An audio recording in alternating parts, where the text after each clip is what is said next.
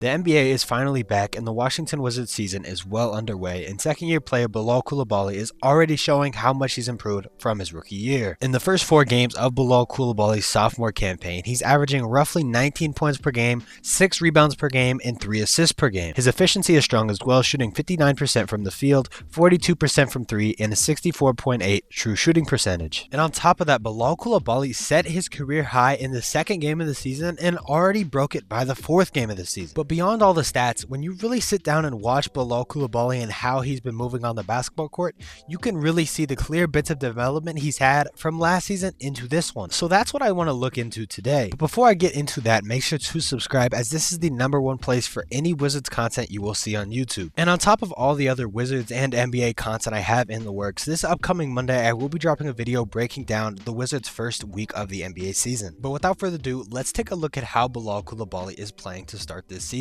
Then the first clip that I want to take a look at here is just against Boston. As you can see, only 7-5, so the game's just getting started. But off a rebound, Bilal Coulibaly is going to be the guy bringing up the ball for us. And that's something semi-unique for this new head coaching staff in Brian Keefe, that they really trust Bilal to be the guy to, one, initiate the offense for us, or two, just to be the guy to grab it off the rebound and kind of push and go and get this team moving in transition, which is definitely somewhere where we thrive. But as you can see, Bilal's bringing up the ball here. And I think last year, this is a pass right to Kuz. This is a pass right to Alexar. But this year, Bilal Coulibaly is looking to be more aggressive. Where last year, he's kind of passive, get the ball out of his hands as soon as he gets it. Bilal is looking to attack right when he gets the ball. So as you can see, he gets it. And this is Jaylen Brown right here. This is a really, really good defender. But Bilal using a really, really strong first step. As you can see this throughout this video, he has a very strong first step, super athletic. But he gets it and gets right around Jaylen Brown pretty easy, seals him off on his right hip, and this is a beautiful, beautiful lay. So that's not a play that I didn't think Bilal Coulibaly wasn't capable of last season, but it's something this season where he feels more empowered or more aggressive to go and do something like that. Then another place where I think we're seeing development in real time for Bilal Coulibaly is just in his overall playmaking and feel for the game stuff. So as you can see here, Bilal's going to get a little ghost screen from Jonas Valanciunas, and he has Xavier Tillman on him. Xavier Tillman cannot hold Bilal Coulibaly athletically in the slightest, right? So he's going to set this little ghost screen, and Bilal's just going to get right around Xavier Tillman. And I think last year, this was a Bilal Coulibaly that would have predetermined this decision, right? He sees the rim, he's going to go put the ball at it, whether Tatum helps in, whether Cornette helps over. He's going to go put the ball at the rim, whether he gets fouled, whether he gets the shot sent to the stands. Whatever the outcome, he was going to go shoot that ball. But this is a Bilal Coulibaly that has a year of experience under his belt, right? So as I play this entire play out, we'll see Bilal gets a little ghost screen, and he's just going to sit up there and levitate. I mean, look at how high Bilal is right now. He's almost, his head's almost at the rim. He's a head higher than Luke Cornette, who's 7'1". And he's just going to whip this pass around right to Jonas Valanciunas, and he's going to make a little midi there. And that's a play from Bilal there, where he's not letting the game kind of dictate what he has to do, rather than he's being the one consciously making the decision, reacting to what he sees and making a play off of it. Then real quick, I do just want to talk about Bilal Coulibaly's three-point shooting. During this 4-game stretch, he's made 8 threes, and he's put up around 19, which is good for 42%. And that's really all we really need from Bilal Coulibaly when it comes to shooting, right? He's never going to be a super high volume 3-point shooter, but as you can see here, the form's not terrible, right? It takes him a little bit to load it up. I think the energy transfer is fine. But overall, I just need him to be respected as a shooter to where they don't play off of him, right? Don't clunk up the offense with your shooting liability. Hit your open ones. Just be a guy who's respected enough as a shooter to where it's not a liability. But look, Bilal Coulibaly's strength is attacking the rim, using his athleticism, using his speed. It's not shooting the ball. Shooting the ball is nice. I want him to make some, but that's not what I need. If he can just sit around league average from 3-point percentage, hit your open ones, don't be a liability, that's really all we need from Bilal Coulibaly when it comes to shooting the 3-ball. And then in relation to the last clip, I think this clip does a good job to show what happens when Bilal isn't respected as a shooter, right? So as you can see, Bilal's coming up, and Sar's trying to set a screen for him, right? But Donovan Mitchell, he read the scouting report. He's not playing up on that, so Sar can't really get an effective screen off.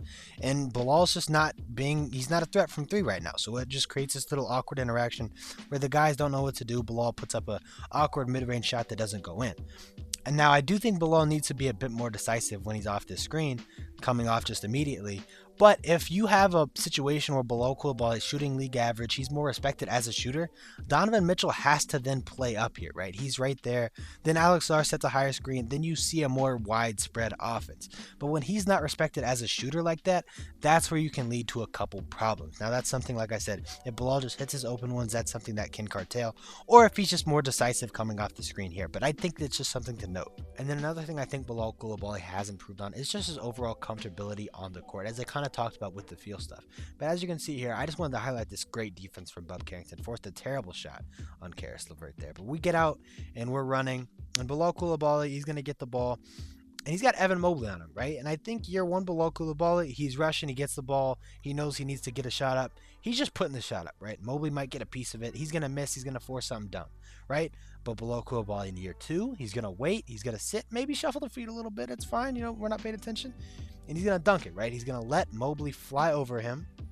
Mobley's going to fly over him. And that's a dunk, right? Just being more comfortable on the basketball court. Letting these things, let them game come to you rather than play to the game. And I think this is a play here that kind of speaks to Bilal's ever-growing confidence and kind of a bag here. So you can see this play out. Bilal's bringing up the ball once again. He gets it off a little pass from Kuz, and he gets it, and he gets stopped, right? Donovan Mitchell, he stops Bilal in his tracks. But what does Bilal do? He keeps going, right? He's going to keep going with this. And like I said, year one Bilal, this is a pass right back out to Kuzma, right? You pass it to me, I pass it right back. I'll pass it over there. He's trying to get help. Year two Bilal, he's making a behind the back move, right? And he's going to get around Donovan Mitchell. And ultimately, he does have this pass picked off. Darius Garland makes a really good steal there. But him showing his ability to counter when he is stopped is something that I see as really, really encouraging. Because sometimes Garland's not going to be there to make that play, right? Or sometimes Donovan Mitchell's not going to be expecting that behind the back. And that's going to be a layup for him or an assist for Bilal. So showing that ability to get off counters to moves where his first move is stopped and he can move to something else, that is growth that we are seeing in real time. Then if I've said it once, I've said it 1,000 times. This is a play where you're seeing growth from Bilal Coulibaly. As you can see, Kuz gets kind of stopped in the middle here, and he's going to pass it out to Bilal. Now, normally, Bilal's a right-handed guy. He feels more comfortable with the right, but he's going to attack this with the left. And you can see he gets in there with the left, and he ultimately is going to get fouled. Now, this might seem like you're watching this in real time. That, guys can use their left hand. NBA players can use their left hand. Some guys favor their right. When they get nervous, when they're uncomfortable, they use what they're comfortable with. They use their right. And Bilal showing that he's able to use his left going in a drive and getting fouled. This leads to points. That's something that you're seeing growth from Bilal Coulibaly. Because I can't remember last year where I ever saw Bilal off the catch go to his left hand and get fouled on a layup. I don't think I saw that last year because it didn't really happen. But this year already, and I think this was the third game of the season, we're seeing that from Bilal Coulibaly. And this right here was another cool play. Head coach Brian Keefe did a great job this Hawks game of drawing up some late game actions where you see guys coming off different screens and whatnot.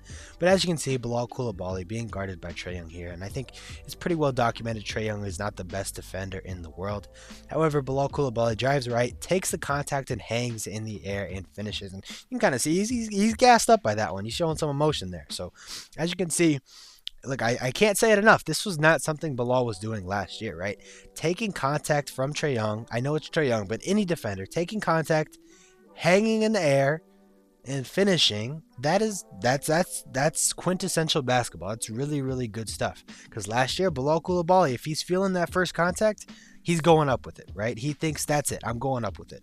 Instead, year two, he's taking the contact, taking a step back, and then finishing. And that's great basketball. And something I just wanted to throw in here, Bilal Coulibaly has been playing fantastic defense in this 4-game stretch. I wanted to kind of gear this video towards things that you're seeing Bilal Coulibaly develop at or some things that he's improving on. Bilal was a fantastic defender in year one. He's a fantastic defender in year two, but I just wanted to throw that in here. But yeah, that is going to be the video. So I hope they shed some light on what Bilal Coulibaly is doing different in terms of development. Because I think it's really easy to just look at stats and just say, hey, this guy improved. But what exactly did he improve on to improve his stats from year one to year two? So I hope I did a good job of kind of shedding some light on that for everybody. Before I get out of here, make sure to subscribe once again, like the video, comment, all that good stuff. Like I said, I will have a video coming out this Monday where I kind of recap what happened in Wizardland this week in terms of the games and results that we saw. But until next time, I will see you later.